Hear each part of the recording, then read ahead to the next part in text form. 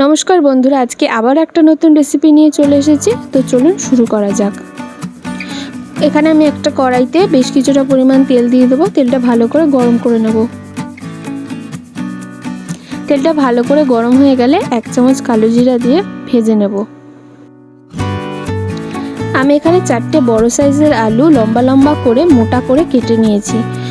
এরপরে কালো জিরাটা ভাজা হয়ে যাওয়ার পরে আলুগুলো দিয়ে দেবো।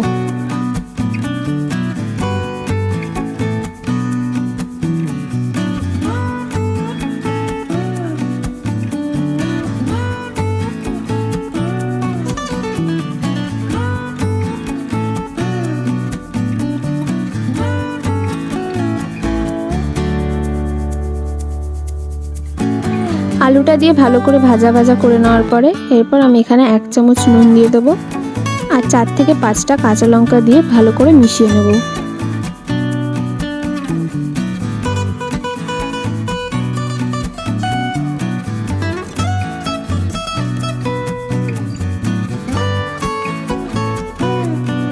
এরপর আমি এখানে 7 থেকে 8টা গোটা রসুনের কোয়া দিয়ে দেবো।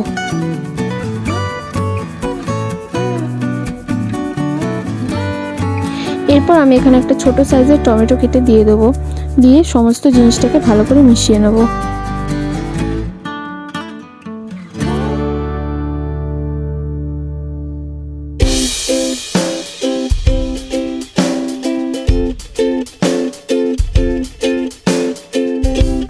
এরপর আমি এখানে 1 চামচ হলুদ গুঁড়ো দিয়ে দেবো। হলুদ গুঁড়ো দিয়ে সমস্ত জিনিসটাকে ভালো করে মিশিয়ে নিতে হবে।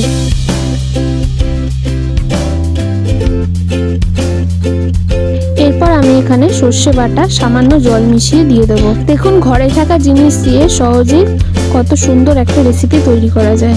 খেতেও দুর্দান্ত হয়। রেসিপিটা বানাতে খুব কম উপকরণ লাগে। তাই বাড়িতে একবার এই রেসিপিটা বানান আর কমেন্টে লিখে জানান রেসিপিটা কেমন হয়েছে। গরম ভাতের সাথে দুর্দান্ত লাগে এই রেসিপিটা। প্লিজ একবার ট্রাই করবেন।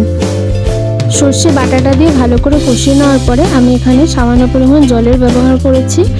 কিছুক্ষণ ফুটিয়ে নেওয়ার পরে ওপর থেকে ধনেপাতা কুচি ছড়িয়ে দিয়েছি। ব্যাস, তাহলেই তৈরি আপনাদের প্রিয় রসুনা পাতোয়া।